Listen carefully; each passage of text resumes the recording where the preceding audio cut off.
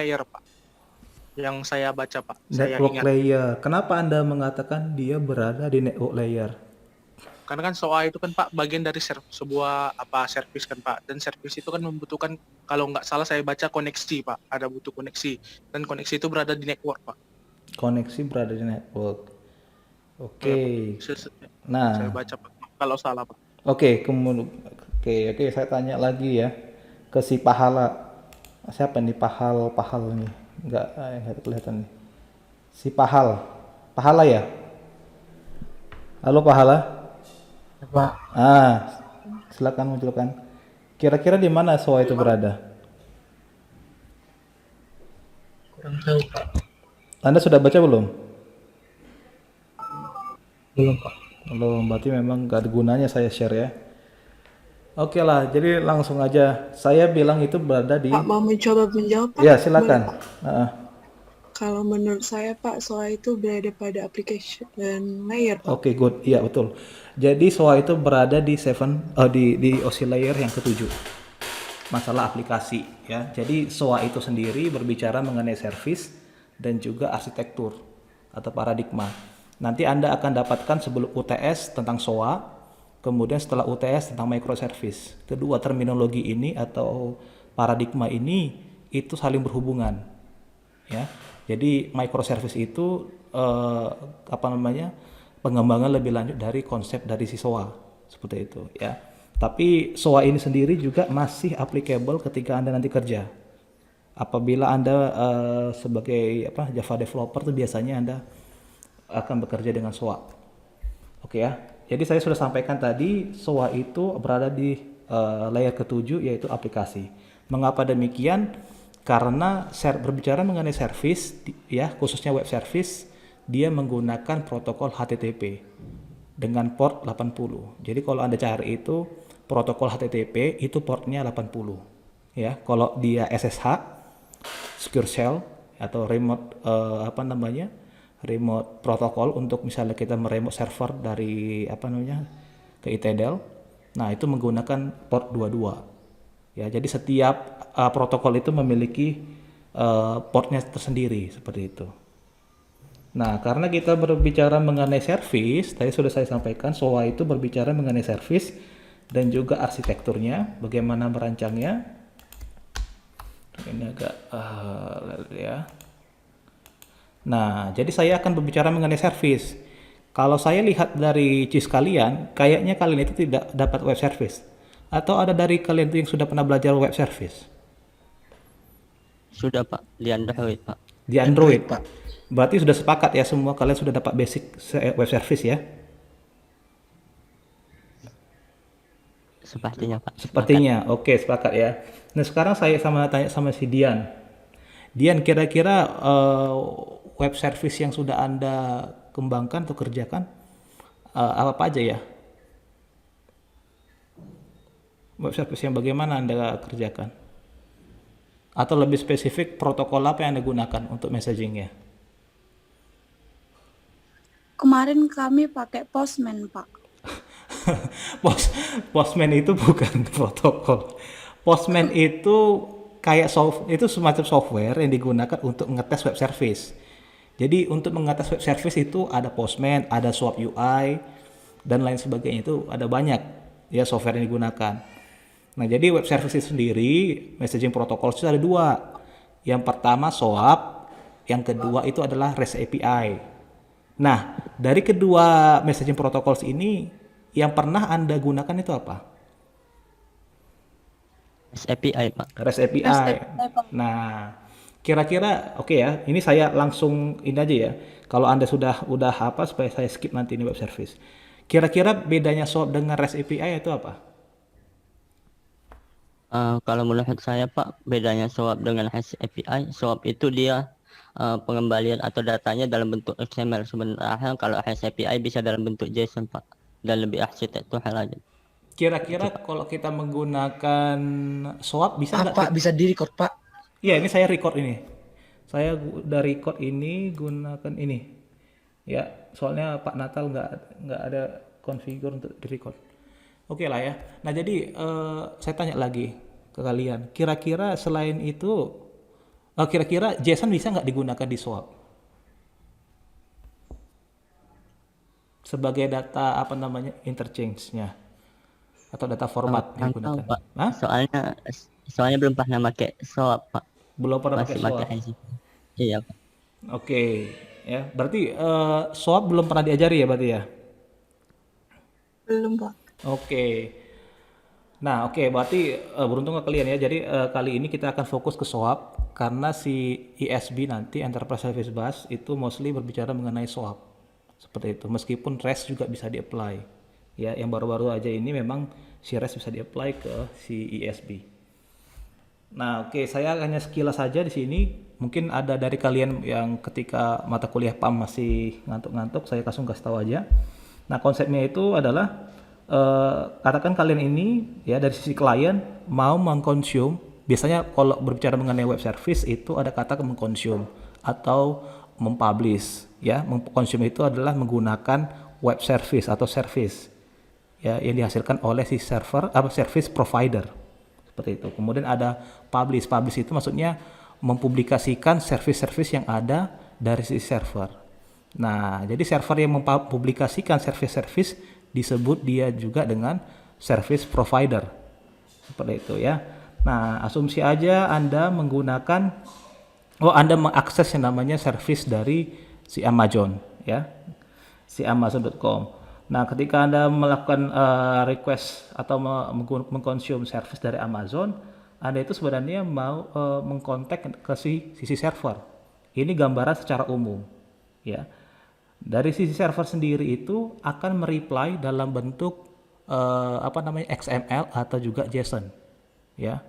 Nah, protokol messagingnya itu Anda bisa menggunakan SOAP ataupun si RESTful. Nah, kali ini kita akan fokus ke si SOAP seperti ya. Nah, inilah bentuk umumnya bagaimana komunikasi yang terjadi antara si klien dan server apabila Anda menggunakan atau menerapkan konsep si web service seperti itu. Basically, ketika Anda menggunakan web service, saya berbicara web service ya, bukan service. Service itu ada dua. Yang pertama web service, yang kedua ada Windows service. Misalnya Anda menggunakan Windows. Kalau Anda belajar mengenai WCF di .NET itu ada service juga. Jadi service yang ditanam di background atau di operating system.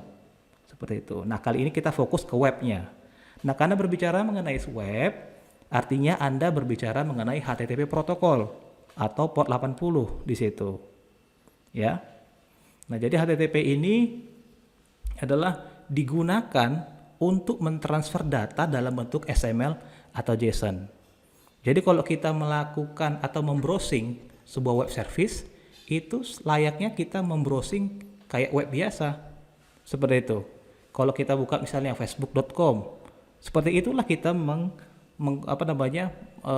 mengkontak server yang memiliki service seperti itu. Nah, nanti returnnya itu dalam bentuk si XML seperti itu ya. Makanya di sini dikatakan HTTP itu digunakan untuk mentransfer yang namanya XML ataupun JSON. Ya. Tadi saya sudah sampaikan juga bahwa si web service sendiri bisa SOAP ataupun REST. Jadi kepanjangan dari SOAP supaya Anda tahu adalah Simple Object Access Protocol. Nah, SOAP ini sendiri basically dikenalkan oleh si Microsoft punya, ya. Jadi konsep web service dikenalkan oleh Hewlett Packard, ya, atau HP.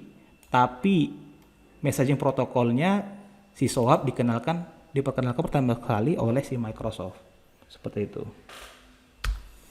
ya.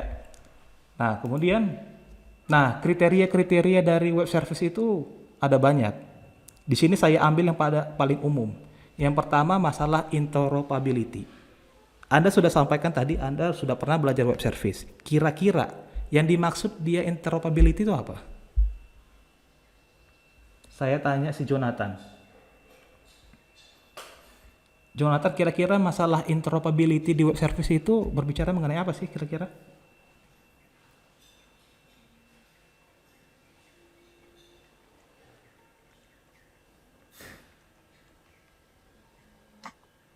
Cepat. Kalau nggak tahu. Kurang tahu, Pak. Kurang tahu atau nggak tahu? nggak tahu. Oke, saya tanya sama Victor. Kira-kira berbicara apa namanya interoperability berbicara tentang apa sih? Nah, baru sekarang si Victor yang baca ini slide-nya. Pelangak-pelongok dia. Oke, saya langsung lempar ke karena nggak tahu si Gladys. Gladys, pertanyaan yang sama. Interoperability ini maksudnya apa? Mengizinkan aplikasi untuk berkomunikasi dan men-share data, Pak. Secara antar aplikasi, Pak. Ya, nggak tepat ya. Saya tanya Elfrida. Elfrida, kira-kira interoperability itu berbicara tentang apa? Menurut saya, Pak, itu kayak kapasitas data yang akan dikirimkan dari suatu aplikasi ke aplikasi lain dalam platform yang berbeda, Pak. Nah, berarti salah. Siapa yang tahu lebih tepatnya apa masalah interoperability? Izin Pak, Ya, silakan. menurut saya Pak, interoperability ini Pak, di mana suatu proses di mana suatu aplikasi bisa saling berkomunikasi dalam satu protokol tertentu Pak. Kurang tepat. Nah, jadi masalah interoperability itu memungkinkan setiap aplikasi atau aplikasi consumer, ya si consumer itu dengan teknologi yang berbeda-beda seperti bahasa pemrograman, operating system ataupun yang lainnya ya. Jadi mereka berbeda-beda tetapi bisa bekerja sama. Itu masalah interoperability. Jadi tanpa ada batasan mengenai operating system ataupun bahasa pemrograman, mereka itu bisa saling sharing data lewat yang namanya si web service. Makanya kalau nanti proyek yang Anda dapatkan itu saya minta Anda harus bisa minimal 2 bahasa pemrograman. Ya, apakah PHP dan juga si Java seperti itu, karena kedua bahasa pemrograman ini Anda sudah dapatkan. Nah, itu goalnya adalah saya ingin menunjukkan bahwa si web service itu bisa mengizinkan kalian untuk tukar menukar data meskipun operating sistemnya berbeda. Misalnya Anda menggunakan Linux dan apakah Anda juga menggunakan Windows, kemudian bahasa pemrograman yang berbeda-beda. Itu maksudnya interoperability. Ya. Nah, yang kedua adalah mengenai standardized protocol. Karena tadi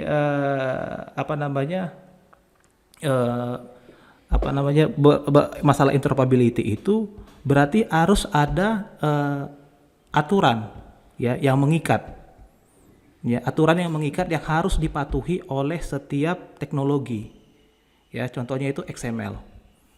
Nah, XML itu seperti yang sudah Anda dapatkan, Anda pelajari, merupakan dokumen yang standar, yang universal, yang bisa digunakan oleh teknologi apapun. Makanya harus diikutilah semua polisi-polisi atau aturan-aturan yang ada dari sebuah XML seperti itu. Kemudian untuk kasus SISOAP ini nanti Anda akan lihat menggunakan semacam WSDL. Ya, di WSDL itu terdapat semacam deskripsi service yang harus diikuti oleh si consumer. Seperti itu. Contohnya apa aja? Nama servisnya itu nggak boleh diganti-ganti. Sebagaimana dia tertera di dalam WSDL, seperti itulah yang harus Anda tuliskan di dalam codingan nanti di web service consumernya. Seperti itu. Ya, makanya ada namanya standardized protocol. Ya, sehingga memungkinkan kriteria yang pertama, masalah interoperability. Nah, kemudian yang ketiga adalah namanya low cost communication. Jadi web service ini kalau tadi saya sudah sampaikan bahwa si SOAP khususnya dia menggunakan si WSDL. Ya, atau si REST. REST itu menggunakan verbs yang ada di HTTP. Contohnya get, put, ya kan, delete, post, itu verbs yang ada di HTTP. Sedangkan si SOAP dia menggunakan si WSDL. Nah, kedua ini baik si SOAP maupun si REST itu hanya mengandalkan internet untuk bisa melakukan komunikasi dari sisi klien sebagai consumer dan juga si service provider sebagai penyedia layanan. Nah, berbeda kalau Anda menggunakan EDI ya. Seperti itu. Berbeda kalau Anda menggunakan edit data format. Nah, edit data format itu berbeda-beda. Apabila dia mengenai purchasing itu ada kodenya EDI 245 contohnya. Kalau dia mengenai invoice, EDI data formatnya berbeda, misalnya 850 contohnya. Ya. Nah, jadi karena data format ini sudah berbeda-beda, akhirnya apa? Dia itu tidak lagi low cost di situ. Karena harus ada kesepakatan antara bisnis dengan bisnis. Misalnya saya Indomaret, ya saya punya Indomaret. Kemudian saya punya kerjasama dengan Amazon contohnya. Kemudian saya melakukan transaksi di situ antara perusahaan saya Indomaret dengan si Amazon. Ya. Kemudian karena saya melakukan transaksi invoice di situ. Nah, format ED-nya itu saya harus menggunakan ED 850 contohnya. Dan dari sisi penerima itu berbeda lagi. Makanya itu sebabnya ED ya, data exchange-nya itu lebih cost-nya lebih besar daripada si SOAP maupun si REST. Nah, kemudian kriteria yang ketiga itu mengenai XML base. Nah, karena tadi saya sudah sampaikan bahwa ketika Anda menggunakan XML, artinya itu ya data yang universal yang dikenal atau harus diikuti oleh semua teknologi, maka dia akan mengeliminate atau mengignore ya yang namanya masalah networking, masalah operating system ya. Jadi dia tidak ada restriction di situ. Tidak ada limitasi. Misalnya saya menggunakan operating system Windows, kemudian Anda menggunakan Linux, itu bisa.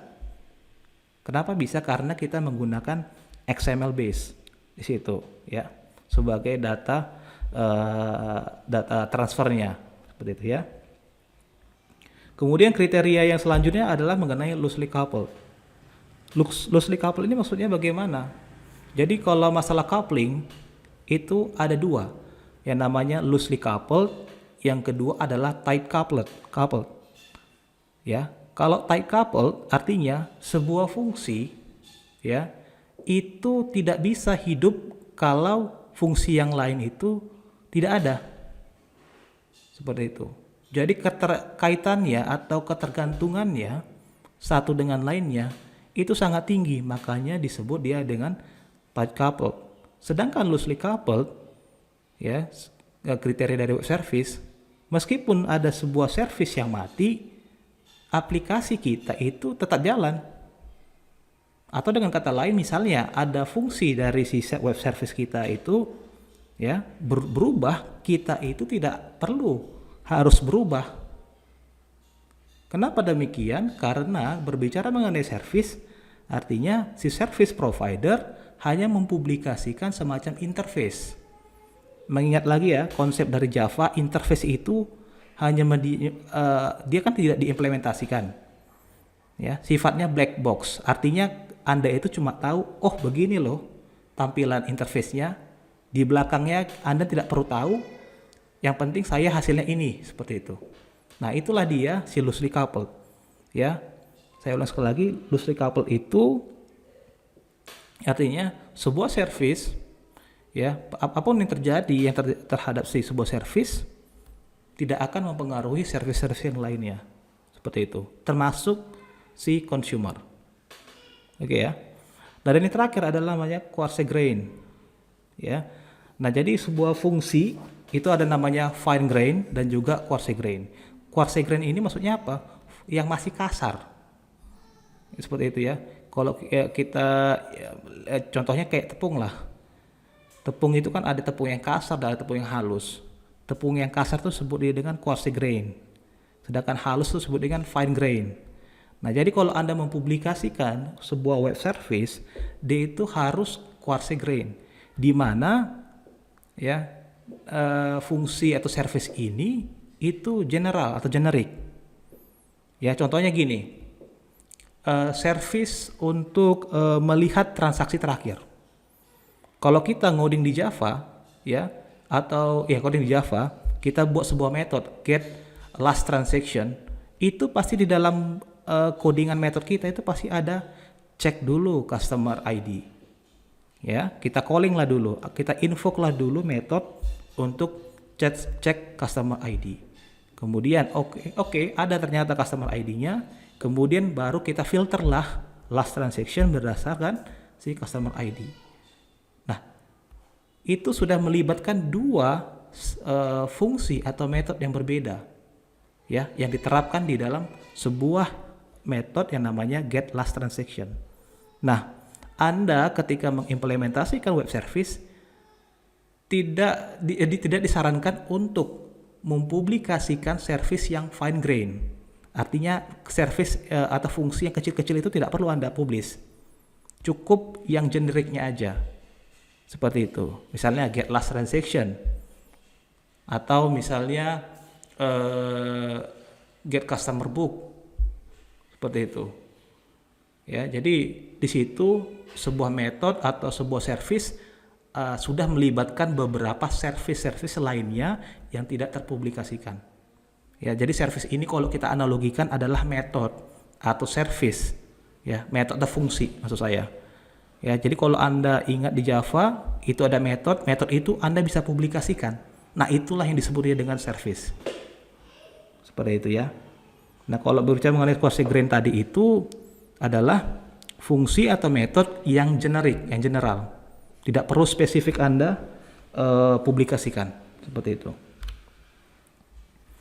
Oke, kalau kita lihat di sini dari sisi arsitekturnya, ya, pertama kali si service provider, ya, yang menyediakan layanan itu mengekspos atau mempublish yang namanya service ke dalam web registry, web service registry. Web service registry ini merupakan UDDI. Ya, silakan Anda cari itu UDDI. Ya. Nah, dia akan mempublikasikan semua web service di dalam UDDI. UDDI itu semacam database, seperti itu ya. Oke, kemudian dari sisi kalian, di sini kalau Anda lihat enggak ada pointernya pula ya. Oke. Kemudian dari sisi kalian ini ya. Tadi yang pertama itu service provider itu mempublikasikan service-servicenya ya ke UDDI namanya. Silakan Anda cari di situ UDDI. Kemudian setelah dipublikasikan ke dalam UDDI, si klien itu akan nge-browse, akan men-search service yang ada ke si UDDI tadi. Oke, ternyata service ini ada. Makanya si UDDI akan mereturn yang namanya detail information dari service-service yang ada, seperti itu. Dalam bentuk apa? Dalam bentuk WSDL. Ya. Dalam bentuk WSDL. Nah, WSDL itu semacam XML yang berisikan segala informasi tentang nama servisnya, portnya berapa, returnnya apa, data type-nya apa, semua di dalam WSDL. Seperti itu. Makanya nanti kalau kita berbicara mengenai SOAP, ya, mengenai SOA atau ya ISB, ketika Anda mau mempublikasikan atau mengkonekkan ya berbagai service yang ada, Anda itu perlu memberikan WSDL ke si middleware-nya. Middleware-nya itu si ISB. Nah, agar dia bisa mempublikasikan service yang ada ke dalam UDDI. Seperti itu. Oke, kira-kira sampai di sini ada nggak pertanyaan?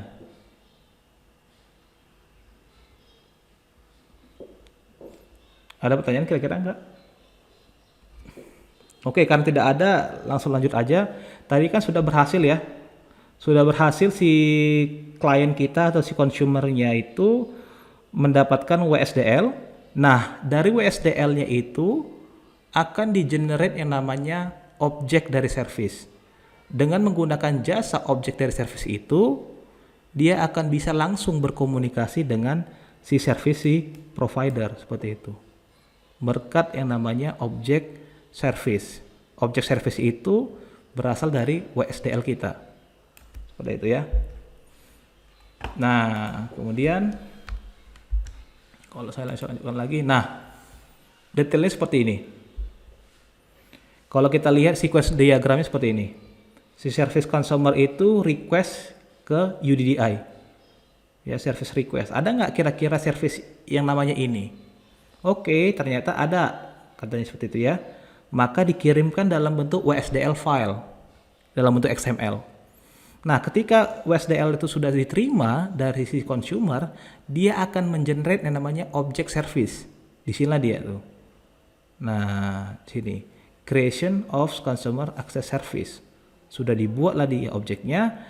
Nah, berkat yang namanya objek itu, maka dia langsung bisa berkomunikasi dengan service server. Di sinilah dia. Ya. Seperti itu. Ketika proses yang namanya request sending, ya, itu disebut dia dengan SOAP request.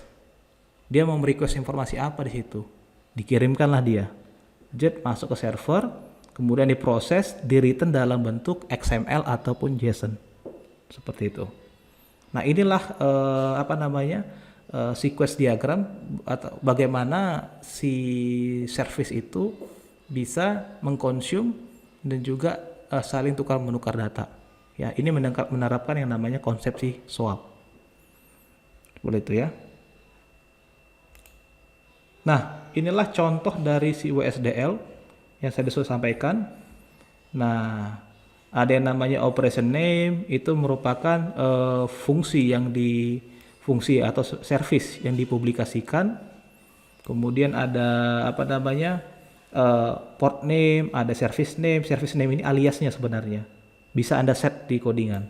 Kemudian ada endpoint atau URL, ya. Di sini URL ini atau ya endpoint URL ini di mana alamat dari web service itu. Seperti itu. Oke. Kira-kira sebelum saya lanjutkan ke si SOA, ada nggak pertanyaan? Itulah mengenai konsep web service. Saya hanya kasih tahu sedikit saja karena saya rasa Anda itu sudah dapat tadi. Meskipun Anda belajar mengenai REST ya, itu sama aja sebenarnya. Kira-kira ada pertanyaan sejauh ini? Izin bertanya, Pak. Ya, silakan. Kira-kira Docker yang sudah kami install nanti gimana ya, Pak? Apa fungsinya, Pak, untuk SOA ini, Pak? Oke, nah nanti Anda itu akan menggunakan WSO2. Jadi Enterprise Service Bus itu sebenarnya berbayar. Saya coba cari yang open source. Ada beberapa yang paling update itu saya lihat adalah WSO2. Ya, WSO2 itu open source. Dia bisa diinstal langsung ke komputer Anda atau bisa menggunakan Docker. Seperti itu. Jadi Docker itu akan menjalankan ISB. Enterprise Service Bus, atau dengan kata lain semacam tunnel atau terowongan lah. Di dalam terowongan itu banyak sekali message yang akan ditransfer atau di route ke masing-masing endpoint. Seperti itu. Oke, ada lagi nggak kira-kira pertanyaan? Oh, Pak, saya ingin bertanya, Pak. Iya. Kan kita kan ada proyek, Pak, yang mengimplementasikan tentang SOA, Pak. Ya. Baru di situ aku baca, Pak, ada katanya dua bahasa Java sama PHP ya, Pak. Betul. Terus itu, Pak, kami ngodingnya di mana, Pak? Text editornya di mana? Terus nanti untuk konfigurasi ke web service-nya, Pak, apa dikasih modul kayak gitu, Pak, atau kami yang apa, Pak, explore, Pak? Oke. Ya. Nah, jadi ini kok pertanyaannya nggak mengenai ini ya teori kita. Oke lah, modulnya nanti akan Anda dapatkan. Ya, jadi di wiki ini akan belajar mengenai bagaimana mengimplementasikan SOAP dan juga REST dengan menggunakan PHP dan juga Java. Seperti itu. Saya harap Anda itu bisa mengimplementasikan ya dengan menggunakan PHP dan juga Java. Kalau Anda juga sudah belajar .NET, silahkan. Bahkan kalau kita menggunakan Visual Studio di .NET ya, itu jauh lebih cepat. Ya, Anda tinggal create project web service ya, ekstensinya ASMX, kemudian Anda define metodenya apa, udah kasih flagnya web method, kemudian Anda publish as a service, Anda publish lah itu di Anda deploy lah maksud saya itu di IIS server, jadi web service-nya. Seperti itu ya, jadi nggak ada masalah. Tapi kali ini Anda akan diberikan materi praktikum bagaimana mengerjakan web service SOAP dan juga REST, baik dia PHP maupun si Java. Saya berharap tadi itu PHP itu Anda gunakan untuk misalnya ya, untuk klien yang pertama atau consumer yang pertama. Kemudian Java itu consumer yang kedua. Nah, sedangkan dari sisi WSDL-nya itu kan general, karena dia itu adalah XML kan, XML based. Jadi dia tidak terikat dia dengan bahasa pemrograman tertentu. Seperti itu. Ada lagi? Oh, ada lagi Pak, kan kalau yang Bapak bilang kan kayak pakai Visual Studio kita kan Pak yang .NET Pak.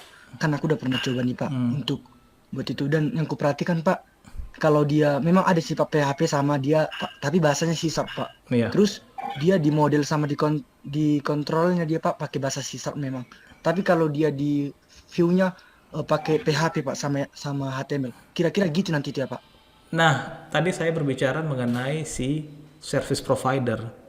Yang saya sampaikan tadi itu berbicara mengenai service provider. Apabila Anda membuat web service, saya ulang sekali lagi ya, apabila Anda menggunakan atau membuat web service dengan menggunakan Visual Studio, Anda cukup memilih project yang ekstensinya ASMX. Dia tidak ada controller, nggak ada, modeler juga nggak ada, viewer apalagi ada. Dia hanya menyediakan semacam file ASMX. Anda tinggal mendefine di situ web methodnya apa saja. Kemudian bagaimana cara mengimplementasikannya? Silakan Anda bisa membuat file C# sendiri yang terpisah. Jadi dia hanya menginvoke metode-metode yang ada. Jadi di web service-nya, di web methodnya itu, Anda cukup define aja nama metodenya apa aja. Kemudian ya udah invoke, Anda return lah dia, seperti itu.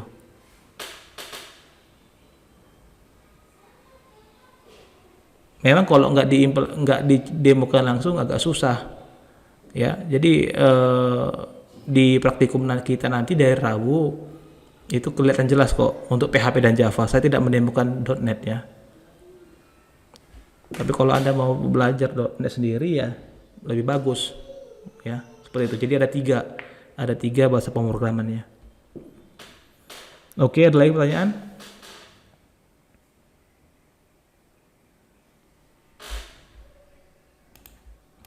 Ada lagi pertanyaan? Ini saya nggak ngerti ini. Anda itu mengerti atau enggak? Yang saya sampaikan tadi. Jangan asal lewat aja. Sepertinya belum ada. Ah?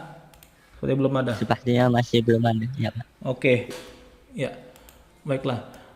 Oke, kita lanjut ya. Berbicara mengenai SOA tadi sudah saya sampaikan adalah mengenai service dan juga arsitektur. Jadi SOA sendiri, supaya Anda jangan salah-salah, itu adalah paradigma. Jangan Anda bilang SOA itu apa, software, udah diketawain kita.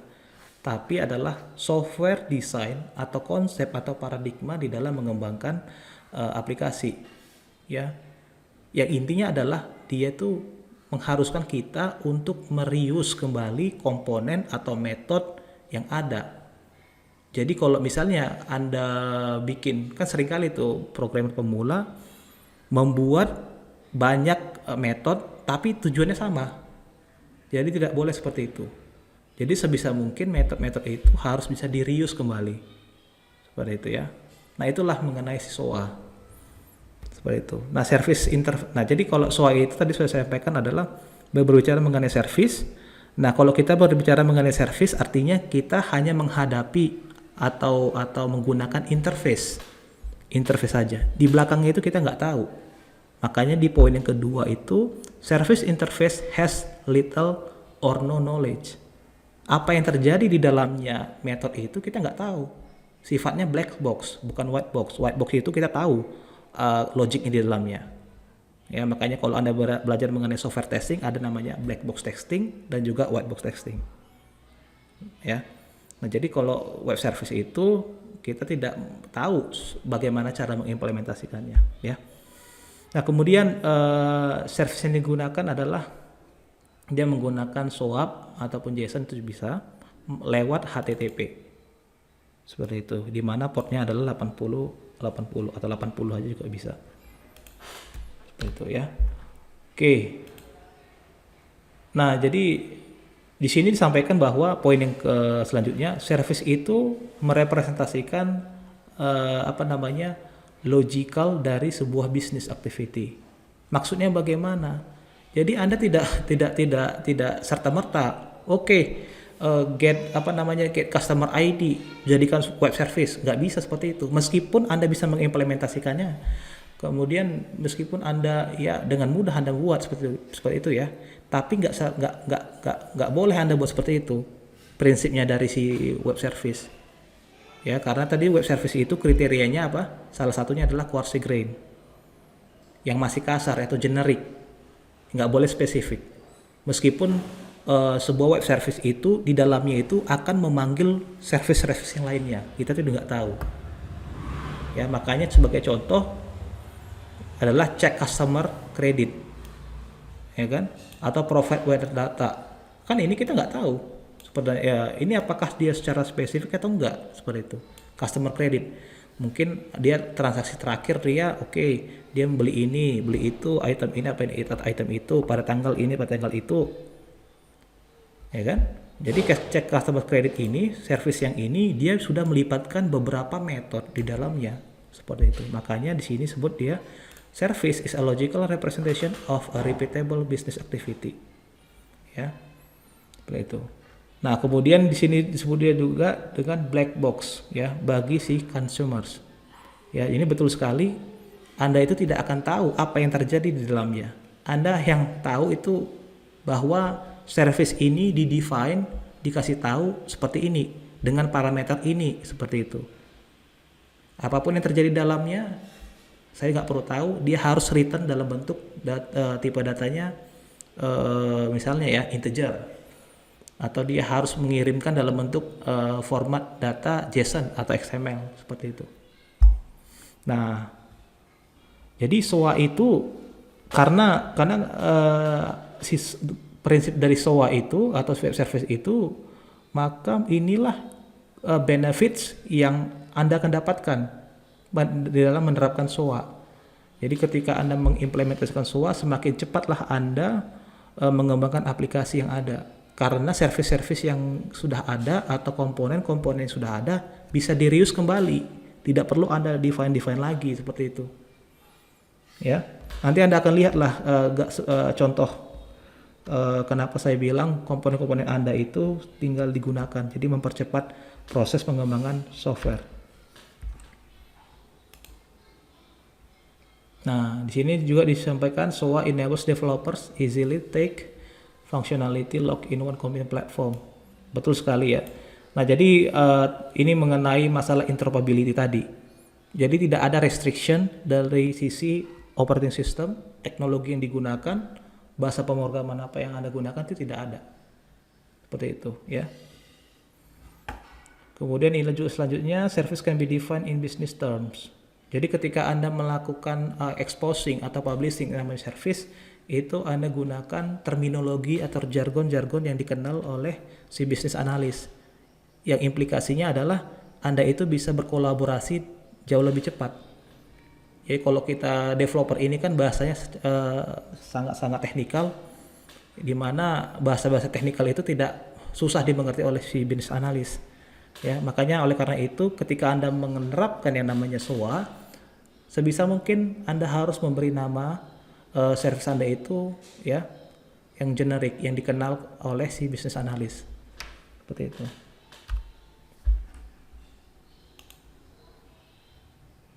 Oke. Untuk selanjutnya mengenai SOA principle, sebenarnya ini waktu kita tinggal 5 menit lagi. Anda bisa baca ya. Saya sampaikan bahwa si SOA itu ada 3 komponen. Yang pertama si kontrak, endpoint, satu lagi kalau nggak salah masalah message ya, adalah mengenai message ya, service, contract, dan endpoint, kemudian ada message, policy, dan service consumer. Itu terkait mengenai mengenai si prinsipal dari SOA ya. Jadi SOA itu harus, jadi service itu harus mengikuti ya, mengikuti standar komunikasi yang sudah diterapkan atau diberlakukan. Contohnya tadi si XML, ya kan? Si XML itu harus sudah Anda ikuti. Bagaimana cara membuat XML documents itu. Kemudian di WSDL yang dalam bentuk XML itu sudah ada yang namanya aturan-aturan. Misalnya dia dengan nama servisnya seperti ini, Anda harus ikuti. Nggak boleh dia mencong-mencong sana ke sini seperti itu. Ya. Kemudian ada namanya service reference anatomy. Ini berkaitan mengenai loosely coupling ya. Kemudian masih banyak lagi, sebenarnya ada 13 kalau nggak salah di sini. Ini sudah saya deskripsikan, Anda bisa baca dan Anda kalau bisa saya sarankan Anda harus bisa hafal untuk persiapan ujian nantinya. Ya. Banyak di sini. Yang intinya sama semuanya ya. Nah, nanti kalau Anda bekerja dengan SOA, jargon-jargon atau istilah-istilah atau terminologi yang sering Anda jumpai adalah semacam service. Service itu Anda sudah tahu semacam metode atau fungsi ya yang melakukan spesifik logic seperti itu. Meskipun namanya general seperti get last transaction dari seorang customer gitu. Dari customer ID-nya sekian-sekian, ambillah semua transaction-nya. Kemudian kontrak ini aturan yang harus dipahami atau disepakati seperti itu. Kemudian mengenai endpoint ini tadi yang sudah saya sampaikan adalah URI-nya atau URL-nya. Kemana sih alamatnya atau di mana sih alamatnya gitu. Portnya apa sih seperti itu. Karena kalau Anda cuma tahu address-nya aja tanpa diketahuinya port, Anda tidak akan bisa mengakses service tersebut. Seperti itu ya. Bisa aja web service itu ya Anda gunakan port yang berbeda, bisa saja. Meskipun dia itu beralaskan HTTP. Tapi dengan catatan port itu harus harus yang masih available. Karena sudah saya sampaikan bahwa port yang ada yang dikenal itu ada sampai 65 ribuan. Jadi dari range 0 sampai 1 sampai 65 ribuan itu sudah ada yang di reserve atau dipesan. Jadi Anda tidak boleh menggunakan port yang sudah dipesan. Ya, port-port yang tidak digunakan itu barulah bisa Anda gunakan. Ya, seperti itu. Nah, message yang digunakan itu bisa menggunakan swap messages, atau Anda bisa menggunakan konsep JMS. Ini akan Anda dapatkan kalau Anda belajar Enterprise Java ya, Java Enterprise. Kemudian dia bisa juga SMTP. Seperti itu. Nah, kemudian ada komponen selanjutnya ada mengenai policy, aturan-aturan yang harus Anda ikuti, apakah dia menggunakan enkripsi AES256 atau 128, kemudian apakah dia harus melakukan autentikasi, karena salah satu perbedaan dari SOAP dan si REST bahwa si SOAP ini jauh lebih secure dari si REST. Mengapa demikian? Karena si SOAP ini perlu yang namanya proses autentikasi. Nah, akibat dari yang namanya proses autentikasi, si SOAP itu jauh lebih lambat dibandingkan dengan si REST. Itu salah satu perbedaannya. Ya, silakan Anda dicari di internet apa bedanya si SOAP dengan si REST. Kemudian ada yang namanya service consumer. Ya, klien yang mengkonsum service-service yang dipublish oleh service provider. Nah, ini yang sudah saya sampaikan tadi. Nah, ini aplikasi atau sistem yang belum mengimplementasikan SOA, di mana bisnisnya ini, contohnya service scheduling, ada order processing, ada account management. Oke, metode-metodenya untuk service scheduling adalah cek customer status, kemudian ada determine product availability. Order processing juga ada namanya cek customer status. Ini kan sama ini ceritanya nih ya, cek customer status dan cek customer status di order processing ini sama. Nah, ngapain sih kita buat metode atau service yang sama sementara dia melakukan hal yang sama juga? Nah, oleh karena itu idenya kita satukan. Nah, seperti itu. Jadi setelah kita mengimplement namanya SOA, kita satukan cek customer status, jadi satulah dia ini. Nah, kemudian ada cek order status. Di sini cek order status dari order processing dan juga si account management. Seperti itu. Jadi disatukan, nggak usah kalian buat hal yang sama seperti itu, ya. Nah, setelah disatukan, baru Anda bisa mendeploy service Anda itu di namanya di middleware, yaitu ESB. Seperti itu. Nah, apa sih kegunaannya kita mensimplifikasi atau menyatukan service-service yang ada ya dari masing-masing part-part seperti ini.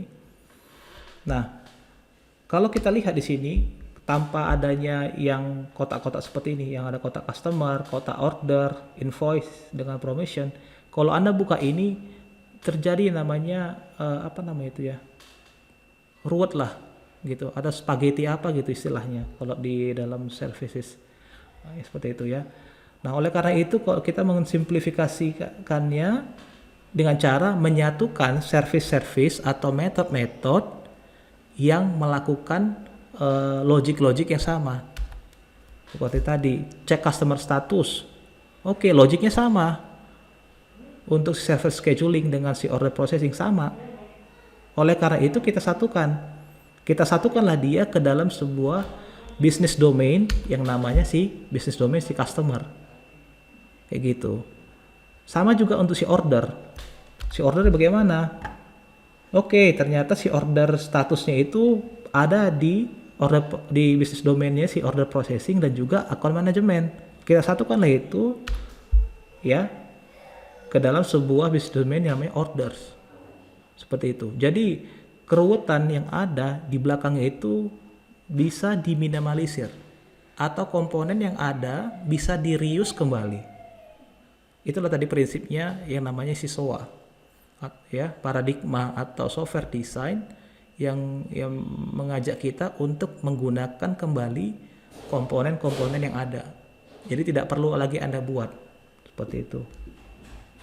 Apabila dia melakukan logik yang sama. Nah, sekarang bagaimana caranya customer order dan invoice dan promotion ini bisa disatukan? Perlu ada sebuah yang namanya tunnel atau penghubung ke semua bisnis domain ini. Perlu ya. Nah, tunnelnya itu bagaimana? Yaitu namanya ESB, Enterprise Service Bus. Berbicara mengenai ESB ini disebut dia dengan middleware. Ya, software yang ditanam dia ke dalam middleware. Seperti itu. Nah, jadi ada aplikasi ERP contohnya. Kalau Anda pernah belajar mengenai ERP. Kemudian ada sebuah aplikasi dengan menggunakan bahasa pemrograman .NET. Kemudian ada juga web service seperti itu, web service yang lainnya seperti itu. Kemudian ada namanya legacy application, ada aplikasi menggunakan bahasa pemrograman J2EE dan lain sebagainya. Kesemuanya ini akan saling tukar menukar data lewat yang namanya tunnel yang besar ini. Tunnel yang besar inilah disebut dia dengan ESB, Enterprise Service Bus. Seperti itu. Jadi responsibility atau tanggung jawab dari si ESB ini adalah banyak. Salah satunya adalah melakukan transformasi ya dari sebuah data format ya. Misalnya XML kita ubah ke JSON itu bisa di dalam ESB. Begitu juga kebalikannya. Atau dia tanggung jawab kedua dia merut atau mengirimkan sebuah pesan atau message ke masing-masing endpoint. Kemana sih message ini tujuannya? Nah, itulah tanggung jawab dari si ESB. Seperti itu, ya. Oke. Nah, di sini disampaikan bahwa ESB itu is a middleware tool yang digunakan untuk mendistribusikan pekerjaan ya ke semua komponen-komponen yang terkoneksi. Seperti itu. Kalau bisa saya gambarkan asumsi saja ini mana sih untuk drawingnya. Oke nih. Enggak ya. Oh lah, bisa ya. Bisa ya. Oh, udah itu. Nah, oke, mana cara gambar sini? Susah kali nggak pohon tulis ini memang. Walah.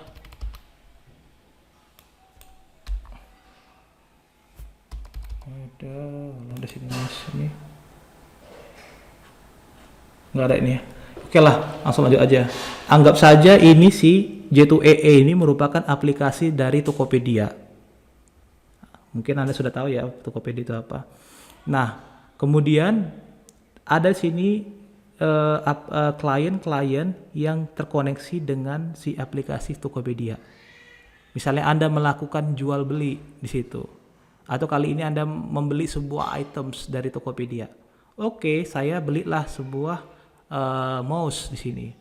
Nah, ketika Anda mau membayar, katakan Anda membayar dengan menggunakan bank BCA contohnya. Anda di sini akan pasti diminta user ID dari akun BCA Anda. Oke. Nah, nanti di aplikasi si Tokopedia ini akan membungkus invoice Anda. Ya, user ID ini telah membeli item ini sebanyak ini dan total harganya ini seperti itu. Nah, pesannya itu akan ditransfer ke dalam ISB. Nah, katakan saja di sini aplikasi si bank BCA tadi ditransfer, kemudian si ISB ini akan mereroute atau akan mengirimkan ke endpoint BCA. Cek masuk dari sini. Nah, dari sisi servernya si BCA, dia akan menerima semacam invoice atas nama Anda atau atas nama user ID Anda. Kemudian Anda akan mengokekan, Anda buka klik BCA, Anda okekan, kemudian hasilnya itu, hasil committing transaction itu akan dikirimkan dalam bentuk juga pesan. Apakah itu dalam bentuk XML ataukah itu dalam bentuk JSON, dikirimkan kembali ke ISB. Kemana dia arahnya? Ke Tokopedia misalnya seperti itu. Dia tidak lari ke yang lain. Kenapa demikian? Karena di dalam ISB ini sudah ada WSDL yang ditanam seperti itu. Tadi saya sudah sampaikan bahwa WSDL itu berisikan informasi details dari service yang ada, termasuk dia adalah endpoint atau URI atau URL dan juga portnya. Oke, masuk dia invoice Anda itu sudah di-commit masuk ke Tokopedia, berhasil. Seperti itu. Nah, kemudian ada klien yang lainnya juga melakukan transaksi pembelian dengan menggunakan Bank Mandiri. Misalnya ini adalah Bank Mandiri. Dengan hal yang sama ditransfer ke Bank Mandiri, bukan kelari ke BCA seperti itu. Nah, itulah kegunaan dari si Enterprise Service Bus seperti itu. Ya, it's a middleware tool used to distribute work among connected components. Seperti itu ya. Nah, jadi di sini dikatakan juga ISB itu merupakan application and event driven. Event driven yang ada di ISB itu adalah XML, ya. Events itu direpresentasikan dalam bentuk XML format. Bisa juga dalam bentuk JSON. Yang saat ini yang sudah dikembangkan itu JSON juga sudah support. Tapi zaman-zaman dulu itu hanya XML format. Seperti itu. Ya. Oke, kemudian jadi tadi sudah saya sampaikan bahwa ini sebuah ISB. Jadi ISB sendiri bisa dikoneksikan dengan ISB yang lainnya lewat yang namanya VAN atau Virtual Access Network, atau bisa langsung lewat internet atau satelit seperti itu ya. Nah, ISB ini juga bisa saling berkomunikasi seperti itu, menjadi sebuah ISB yang sangat besar seperti itu.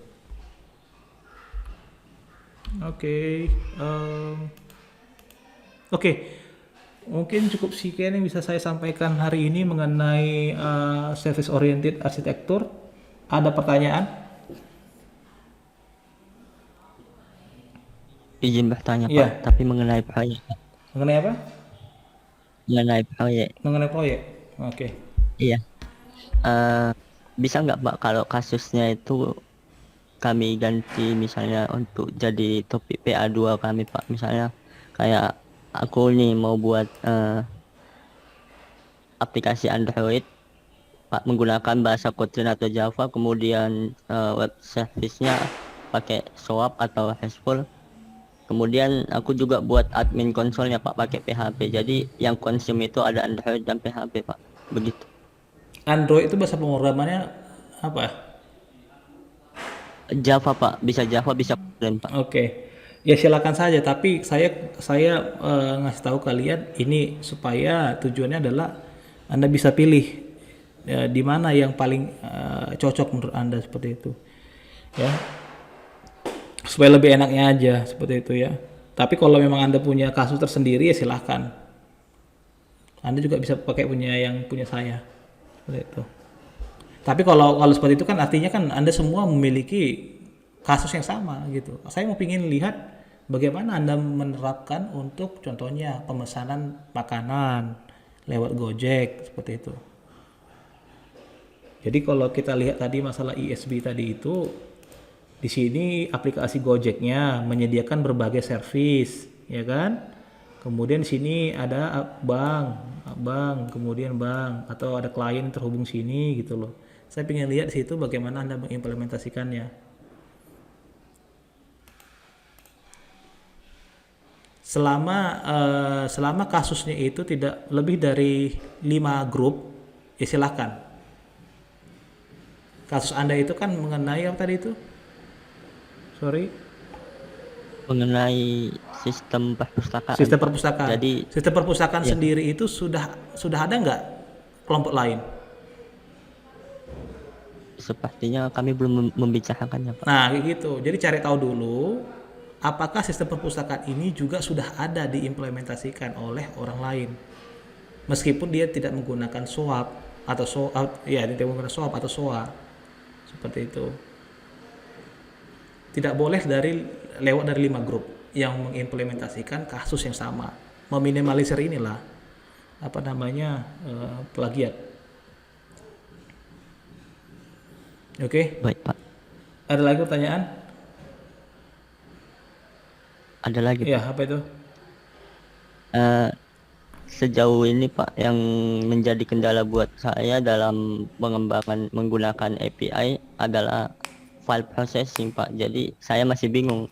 Misalnya saya mau upload gambar ke database melalui web service itu masih belum dapat logiknya Pak. Saya cari di Google juga masih belum dapat. Kira-kira Bapak bisa buat tentang itu Pak, file processing atau image processing. Nah, kalau Anda mau transfer ya gini. Web service itu kan biasanya dalam format ini ya, XML atau JSON. Nah, jika Anda mau melakukan transferring data dalam bentuk gambar, itu Anda ubah dulu ke dalam blob, binary large object. Blobs itu sendiri dalam bentuk bytes array. Nah, itu yang akan Anda transfer. Kayak gitu. Tapi jarang kasusnya kalau kita menggunakan service untuk transferring namanya image, jarang sekali. Biasanya transferring dalam bentuk XML data ataupun JSON. Makanya tadi konsepnya di awal bahwa service itu mengandalkan 2, yaitu XML dan juga JSON. Kayak gitu loh. Oke. Ada pertanyaan lagi?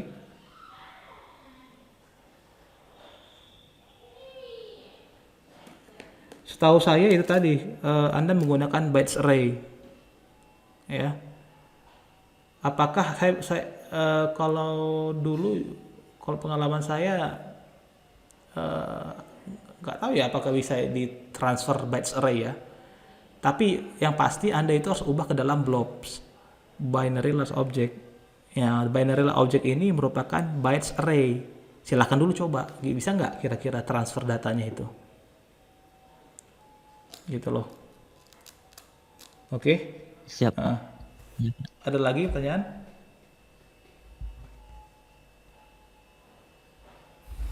Oke, karena tidak ada pertanyaan, mungkin sekian sesi kita hari ini. Saya akan langsung upload video untuk sesi hari ini ya. Terima kasih buat partisipasi Anda. Selamat siang menjelang sore. Yang Pak. Oke. Selamat siang Pak, terima kasih. Selamat siang Pak.